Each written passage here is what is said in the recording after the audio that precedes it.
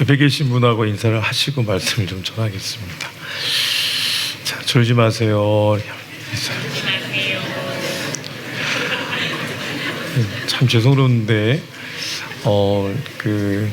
찬양대 막 찬송하는데 눈을 감고 계신 분들이 계세요. 이렇게 눈을 감을 때 제가 둘 중에 하나더라고요. 저도 눈을 감고 있을 때가 있는데 그때는 이제 잘 때, 그리고 또는 이제 기도하면서 그렇게 함께 찬양을 할 수가 있는데, 눈을 감으면 그 신약이 영적으로 좋지는 않은 것 같습니다.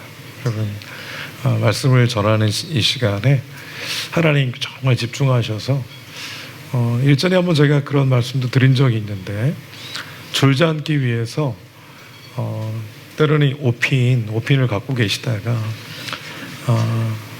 찌르시면서까지라도 집중해서 말씀을 들으시라, 이렇게 이제 전한 적이 있는데, 졸려가지고 자기 허벅지를 찔러야 되는데 옆에 계신 분 허벅지를 찌를 수도 있겠지만, 그렇게까지라도 해서 하나님 말씀을 사모하는 게 참 하나님의 마음을 감동시킨다, 저는 그렇게 생각합니다.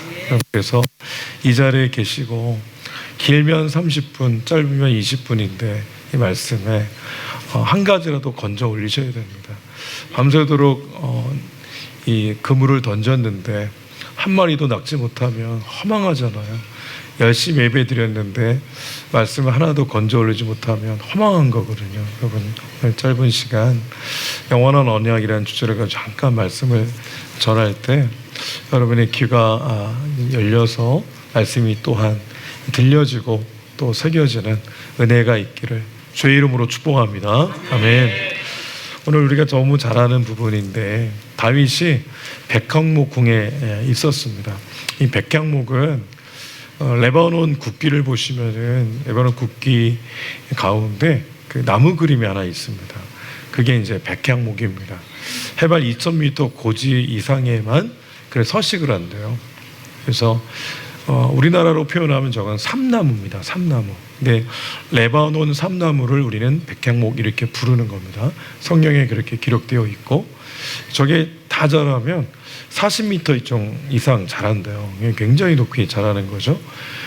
사진은 잘 안 보이시겠지만 사진 옆에 매미처럼 사람이 있어요. 굉장히 큰 나무입니다.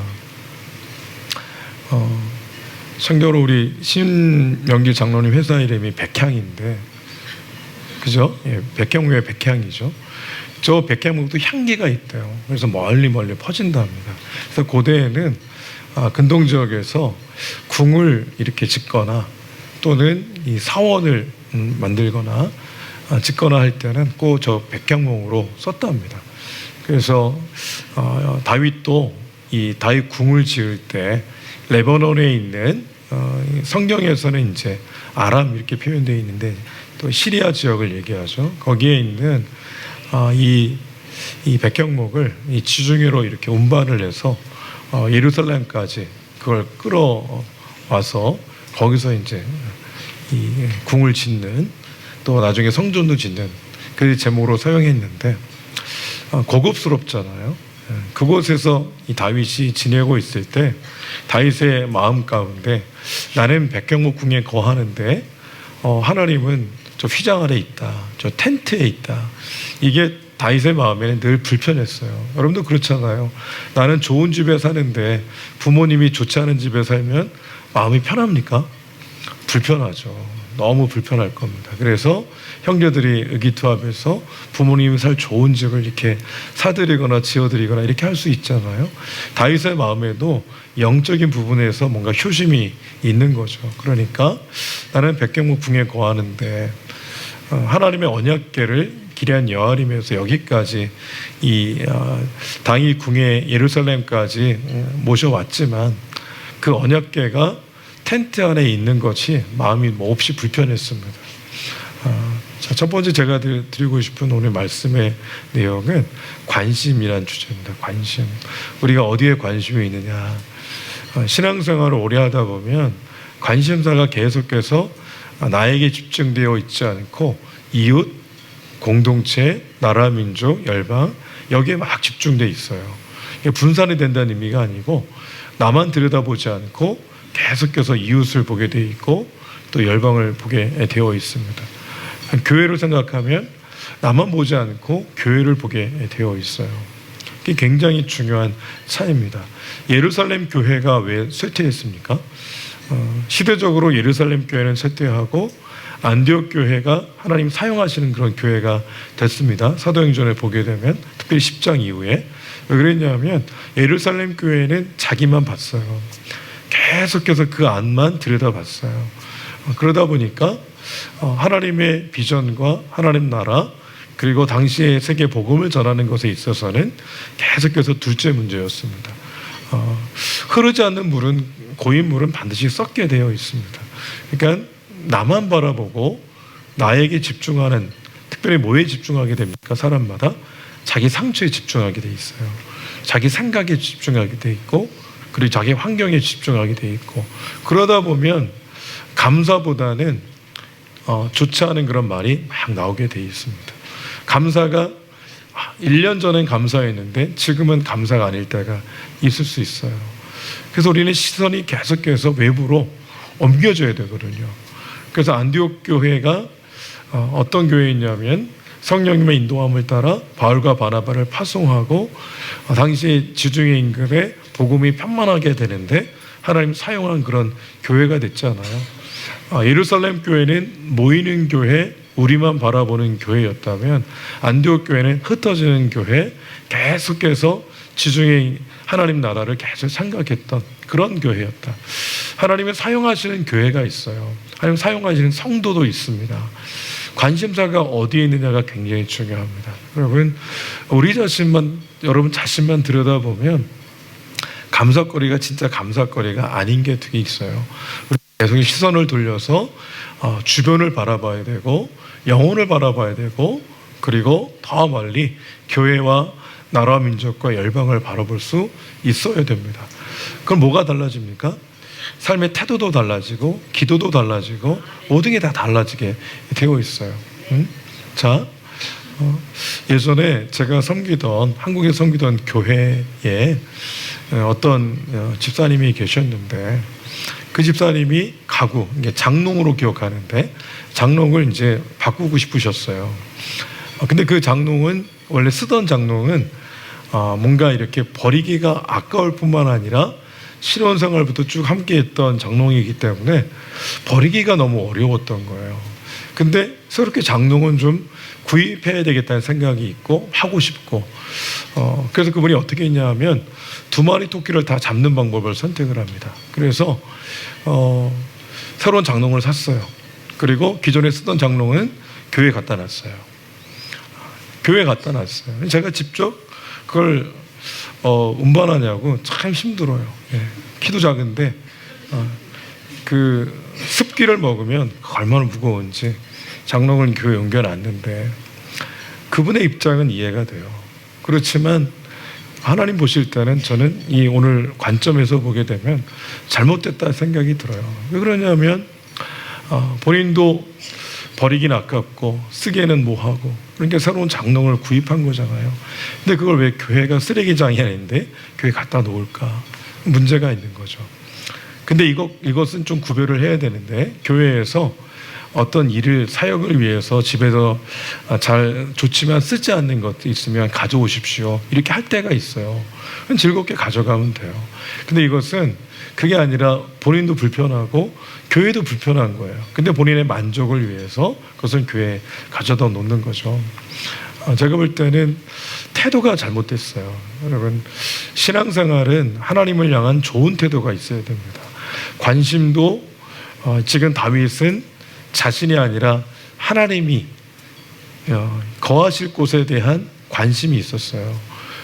우리 자신이 아니라 우리 자신의 울타리를 뛰어넘어서 하나님과 하나님의 일과 하나님의 사람들과 하나님의 공동체에 관심을 가지셔야 됩니다. 그게 좋은 신앙인 거예요. 이 다윗은 그랬어요. 참 정말 그랬어요. 우리 여름 성경학교 하잖아요. 근데 한 번도 안 와보시면 안 돼요. 관심 가지셔야 돼요. 영성으로 보면 되지. 그렇죠. 영성으로 보면 되죠. 그렇지만 실제로 아이들이 어떤 말씀을 들었고 어떤 활동을 하고 있고 표정은 어땠고 이런 모든 것들 어제 유년부 성경학교 하는 거 보니까 아이들 절반, 그러니까 반은 아이들이고 반은 선생님들이에요. 단기적으로 와서 일시적으로 돕지만 선생님들 일부는 밥도 하시고 옆에서 행정적으로 도우시고 코너 학습 진행하시고 자신의 부서는 아니지만 협력하는 분들이 많이 있으시더라고요. 우리 남은수 장로님이 오셔서 이제 한번 보시더니 굉장히 즐겁게 많은 분들이 하시는 걸 보고 굉장히 은혜를 많이 받으셨다 그랬어요. 저도 은혜가 되더라고요. 그게 교회죠. 여러분, 나만 생각하고 내 가정만 생각하고 내 상처에 집중하고 그리고 내 일에만 집중하고 내 사역만 집중하고 그럴 때 교회는 교회다워지지 못하는 것 같아요. 여러분, 하나님을 생각하시고 하나님 나라를 생각하시고 그리고 하나님의 그 나라를 그리고 일을 사역을 하나님의 사람들 교회 공동체를 계속해서 생각하셔야 돼요. 오늘 여러분 앉아 계신 이 예배당이 그냥 되지 않지 않습니까? 어제 누군가가 세팅을 하신 거예요. 누군가가. 근데 어떤 과정으로 세팅이 되는지 궁금하지 않으세요? 궁금하지 않으십니까? 궁금하지 않으면 그게 더 이상한 거예요. 어떤 과정을 통해 세팅이 될까? 근데 나도 한번 가서 도와야 되겠다. 이런 마음이 들어야 되는 게 정상적인 반응인 거예요. 제가 보고를 받았어요. 어떤 날은 한두 분이 다 하셨대요. 모든 걸. 마음이 좀 되게 쓰렸어요. 아프고 힘들고 어렵고. 여러분, 그러시면 안 됩니다. 교회에서 어떤 일을 할 때 내가 직접 못하더라도 관심 가지셔야 돼요. 가서 보셔야 됩니다. 보지 않으면 그림이 그려지지 않아서 기도할 수 없어요. 보지 않으면 그림이 그려지지 않아서 지속적으로 함께 연대할 수 없습니다. 여러분, 교회에 어떤 일을 하는데 하나님의 일을 한다고 하는데 관심이 없는 그분이 진정한 의미에서의 제대로 된 신앙생활을 하고 있을까? 그렇지 않습니다. 잘못하는 겁니다. 그건 틀린 겁니다. 정확히 얘기하면 정말 틀린 거예요. 다윗은 제대로 된 신앙인이었잖아요. 그는 늘 관심사가 하나님이었어요. 하나님의 일이었고 꽤 하나님 집이었습니다. 자, 근데 다윗이 관심 가졌던 그 하나님의 집, 그 집을 생각해 보겠습니다. 오늘날에는 뭐라고 합니까? 오늘날에는 고린도전서 3장 16절 17절의 말씀에 근거하면 주님이 우리를 성전 삼으셨어요. 그러나 당시에는 다윗이 살고 있던 당시에는 언약궤 하면 하나님의 임재가 거기에 있는 거예요. 그러니까 이 성막 자체가 구별된 공간이었습니다. 근데 그 성막을 하나님 안에서 제대로 짓고 그리고 거기에 하나님을 모시고 싶었던 거예요. 다윗의 마음 가운데. 근데 오늘날에는 우리를 성전 삼고 계시기 때문에 저와 여러분은 성전입니다. 한번 말씀을 한번 읽어보실까요? 고린도 전서 3장 16절과 17절. 자, 시작. 하나님의 성령이 너희 안에 계시는 것을 알지 못하느냐? 누구든지 하나님의 성전을 더럽히면 하나님이 그 사람을 멸하시리라. 하나님의 성전은 거룩하니 너희도 그러하니라. 아멘. 저와 여러분 한 분 한 분은 교회이고 우리의 모임은 교회입니다. 오늘날 성전 입당 예배, 성전 건축 이런 표현을 쓰는데 그거는 일반적으로 말해 그렇게 통용이 되기 때문에 거기에 딴지를 걸고 싶은 마음은 없지만 그러나 정확하게는 잘못된 표현입니다. 예배당 건축 또는 광주하는 교회당 이런 표현이 더 정확한 표현이 되겠습니다. 왜냐하면 분명하게 우리 마음은 성전 삼고 주님이 거하시기 때문에 우리는 움직이는 성전이잖아요. 우리 안에 주님이 거하시는 우리 공동체 그 공동체가 곧 교회인데 그 교회 안에 주님이 거하시는 거잖아요. 이걸 정확한 개념을 알고 계셔야 되는데, 그러므로 다윗이 지금 성전을 지으려고 하는 것은 어찌 보면 당시에는 당연한 것이었고 귀한 것이었다, 그렇게 우리가 이해할 수 있겠고, 다윗이 그렇게 성전을 지으려고 한 것처럼 주님이 오늘 우리 안에 거하시는데 우리의 성전 자체를 구별하듯이 저와 여러분은 구별되어야 되고 우리 공동체도 구별된 공동체로 계속해서 아름답게 세워져 가야 된다. 하나님의 집의 특징이 뭡니까? 임재입니다. 임재. 임재가 없는 하나님의 집은 의미가 없어요. 언약궤가 성막 안에 있는데 똑같은 텐트를 쳐놔도 언약궤가 있는 텐트가 성막 따로 구별을 하는 겁니다. 그러니까 예루살렘 성전을 지을 때 그 성전의 의미는 하나님의 임재가 거기 있었기 때문에 의미가 있던 거잖아요. 저와 여러분이 주의 임재 가운데 이 땅을 살아가고, 그리고 우리 교회 공동체 안에 모일 때마다 하나님의 임재를 경험할 수 있다면 그건 굉장히 구별된 거고 하나님 기뻐하시는 그런 공동체의 영혼이다, 이렇게 볼 수가 있겠습니다. 자, 다윗이 하나님의 집을 지으려고 하는 것은 그러므로 굉장히 거룩한 것이었다. 자, 첫 번째로 우리는 그런 하나님 나라에 관심을 가져야 된다는 말씀드렸고, 두 번째로 그런 의도를 나단에게 이야기를 했어요. 나단에게 이야기했습니다. 오늘날로 말하면 목사에게 얘기를 한 거죠. 내가 그런 마음이 있는데 어떠냐, 어떻게 생각하느냐, 그렇게 나단에게 얘기했을 때 나단이 너무 하나님 기뻐하실 거라고 얼른 성전을 지읍시다, 이런 뉘앙스로 대답을 합니다. 정확히는 하나님이 왕과 함께 계시니 마음에 있는 바를 모두 행하소서, 이렇게 대답을 했어요. 근데 이게 결과적으로는 잘못된 겁니다. 나단이 어떻게 해야 됐습니까? 하나님께 물어봤어야 되죠. 하나님께 내가 물어보고 답을 해줄게, 이게 정답이었는데 나단이 그렇게 하지 않았습니다. 왜 그랬을까요? 왜 그러냐면 객관적으로 보더라도 얼마나 거룩해요. 성전을 짓는다는데 얼마나 거룩한 일입니까? 하나님 정말 기뻐하시는 일이라고 생각할 수밖에 없잖아요. 근데 하나님의 생각은 좀 달랐죠. 이사야 55장 8절 9절 말씀 읽을게요. 이사야 55장 8절과 9절. 자, 시작. 이는 내 생각이 너희의 생각과 다르며 내 길은 너희의 길과 다름이니라. 여호와의 말씀이니라. 이는 하늘이 땅보다 높음 같이 내 길은 너희의 길보다 높으며 내 생각은 너희의 생각보다 높음이니라. 아멘. 그러니까 땅과 하늘의 간극은 이을 수 없어요. 메울 수 없습니다. 정말 그거는 평행선이에요. 땅은 땅이고 하늘은 하늘이죠. 근데 하나님께서는 이사야를 통해 비유하시기를 하늘이 땅보다 높은 것 같이 내 생각 내 길은 너희 일 너희 생각보다 높다, 이렇게 명확하게 말씀하셨습니다. 그러니까 우리가 추구하고 있는 방향성에 따라서 이것은 주의 뜻이 이것은 주의 뜻이 아니고 이렇게 뭔가 구분짓는 경향들이 우리에게 있을 수 있는데, 근데 성경을 보게 되면 나단 선지자가 정말 주께서 기뻐하실 거라고 이렇게 대답을 했는데 하나님의 생각은 좀 달랐어요. 명확하게 하나님께서는 4절에 보면 너는 내가 거할 집을 건축하지 말라, 명확하게 얘기를 하셨습니다.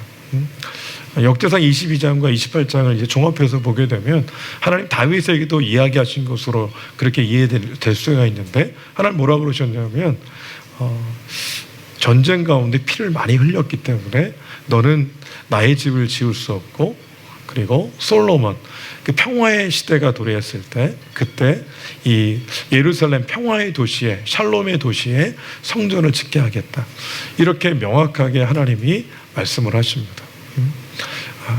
우리가 아무리 상식적인 것도 하나님의 뜻이라고 명확하게 100% 확신하는 것조차도 하나님께 물어봐야 되는구나, 이걸 우리가 교훈으로 얻을 수가 있습니다.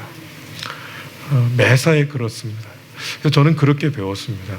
어떻게 배웠냐면 주일날 이제 어렸을 때 말씀 막 이제 목사님 전화하시다가 정말 자주 그런 비유를 하셨어요. 특별히 이제 집에서 이제 주부들이 이제 밥을 할 때 하나님께 물어보라고, 아들한테 물어보지 말고 딸한테 물어보지 말고 하나님께 물어보라고. 하나님께 하나님 오늘은 저녁에 어떤 메뉴로 이렇게 밥을 하면 좋겠습니까?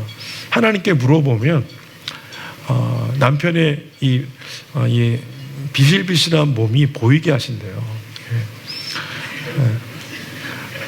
너무 피곤에 쩌든 남편의 모습을 보게 하신대요. 그리고 느끼게 하신대요.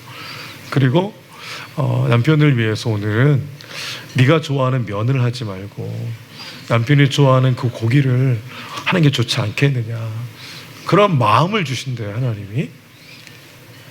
그래서 그 마음을 따라, 주신 마음을 따라 그 메뉴를 가지고 한번 이 식사를 준비하는 게 어떻겠느냐. 그러니까 그냥 내 마음에 먹고 싶은 거 하도 되잖아요. 근데 그 전에 하나님께 한번 물어보라는 거죠. 그럴 때 그냥 오늘은 라면을 먹어라 이렇게 얘기할 수도 있겠지만, 그러나 주님의 의도가 또 보일 수 있잖아요. 또 이웃에 있는 누구를 초대해서 같이 먹었으면 좋겠다, 이런 마음을 주실 수도 있고. 그러니까 우리는 매사에 어떤 일을 하든 하나님께 물어보는 게 거룩한 습관이 되어야 되는, 그게 바로 참 좋은 태도라는 것을 성경은 우리에게 가르쳐주고 있습니다. 여러분, 물어보셔야 됩니다. 물어보지 않으면 답이 없기 때문에 몰라요. 그렇지만 하나님께 물어보면 반드시 응답하시는 거예요. 묻지 않으니까 잘 모르는 거죠. 묻는 게 왜 중요하냐 하면 명확해집니다. 선명해져요. 묻지 않으면 늘 아리송해요. 근데 묻기 시작하면 굉장히 뾰족뾰족해져요. 매사가 그렇습니다. 하나님, 오른쪽 길로 갈까요? 왼쪽 길로 갈까요? 하나님께 늘 기도하잖아요. 그럴 때는요, 잘 하나님께 물어도 답이 없다고 느낄 때는 어떻게 하면 되는지 아세요? 일단 가고 싶은 대로 가세요. 하나님 막으실 거란 말이에요.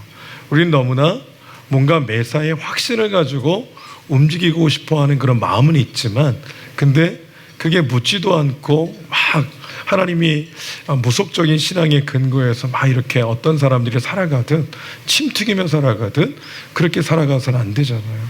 인격적인 하나님과 관계 속에서 계속해서 묻는 겁니다. 그냥 기도는 어찌 보면 묻고 기다리는 과정이 기도예요. 하나님, 이 일을 어떻게 하면 좋겠습니까? 하나님께 물어요.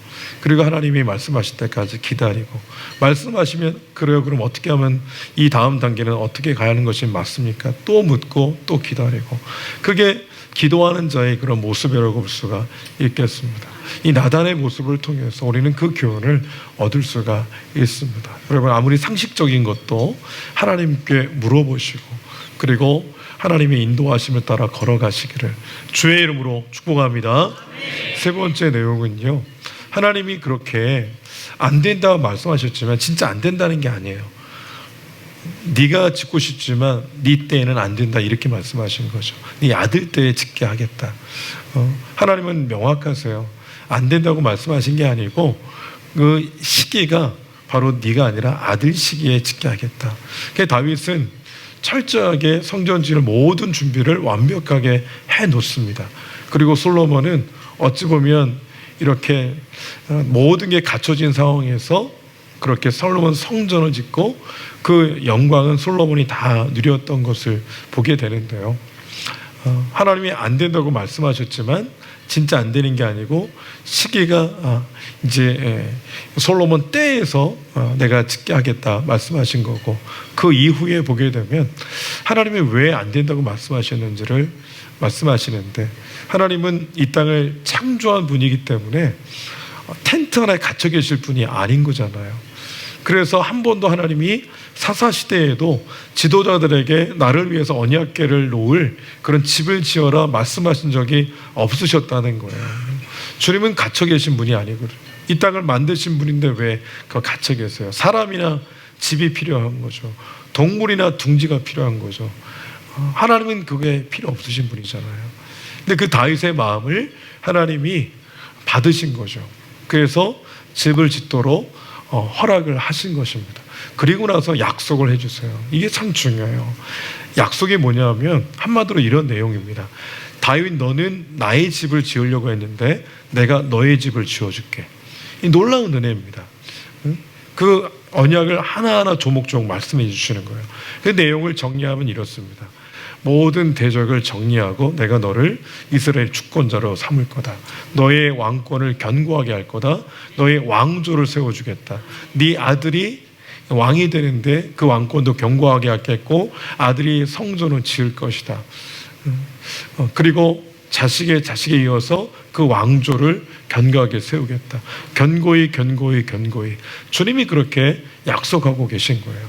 그러니까 크게 보면 다윗은 하나님의 집을 지으려고 했지만 하나님은 역으로 다윗의 집을, 여기서 말하는 집은 물리적인 집도 의미도 있지만 그것은 이 가문을 얘기합니다.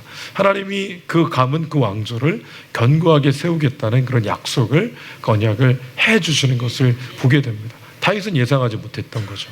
근데 하나님은 계획하고 있으셨던 겁니다. 근데 다윗이 그렇게 얘기를 했을 때, 그런 마음을 품었을 때 명확하게 얘기를 해주신 거잖아요. 여러분, 하나님을 향한 열심은 손해보는 열심이 아닌 거예요. 하나님에 대한 관심은 손해보는 관심이 아닌 거예요. 여러분, 우리 자신만 들여다보면 계속해서 나만 봐야 돼요. 나의 감정에 얽혀 있어야 됩니다. 내 상처에 얽혀 있어야 돼요. 눈을 여셔서 보셔야 됩니다. 아까 광고 시간도 말씀드렸지만 사람이 경험을 통해 사람이 만들어지는데, 또 다른 곳에 가서 유럽, 아메리카 대륙 여러 곳에 가서 여행만 해도 견물이 넓어지고 생각하는 게 달라지는데, 여기서 지금 하나님 안에서 지금 하나님 나라를 생각하는 다윗에게 전혀 예상하지 못한 놀라운 그런 언약의 복을 이 다윗에게 하나님 허락하신 것을 보게 됩니다. 근데 이것이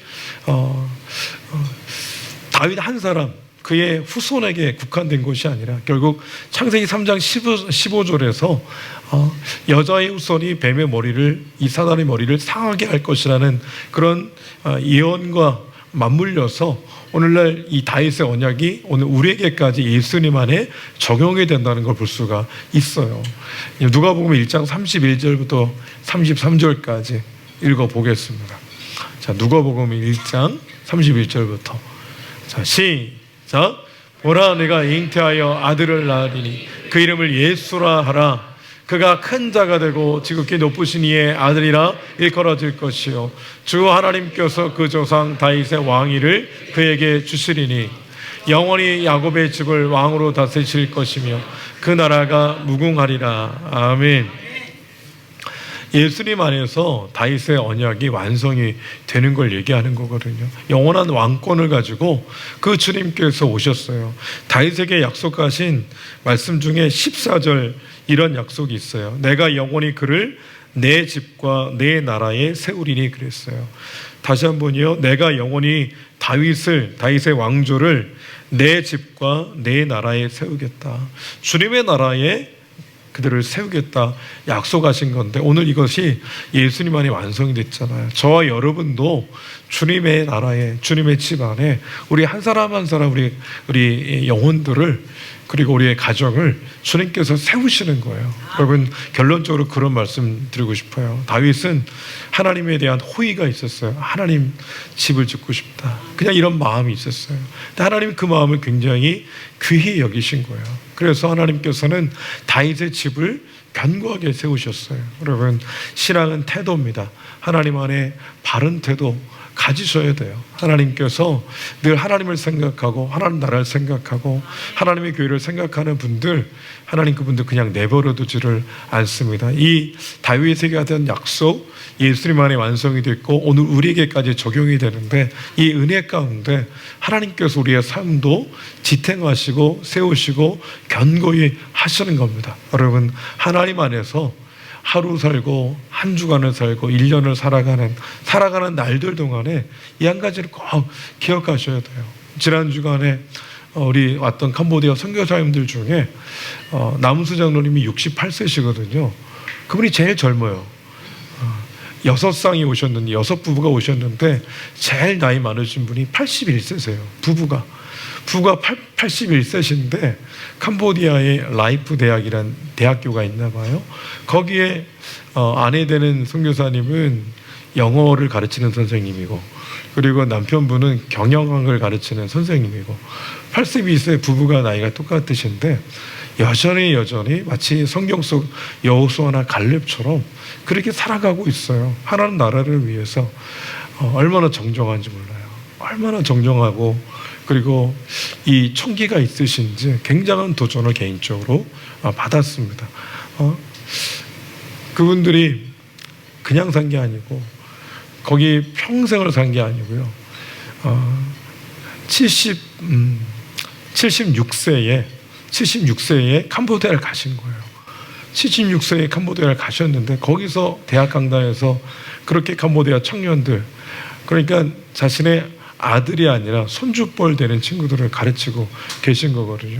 굉장한 도전을 받았어요. 여러분, 사람이 어떤 가치를 따라 살아가느냐가 그 인생을 결정합니다. 오늘 다윗은 늘 하나님이었어요. 하나님 제일주의, 하나님 중심주의, 그렇게 살아갔어요. 하나님이 어떻게 그 인생을 그냥 내버려 두시겠어요? 책임지시죠.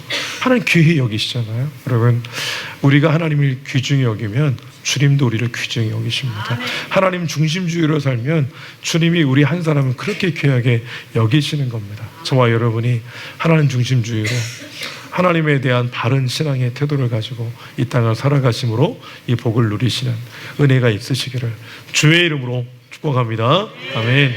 기도하겠습니다.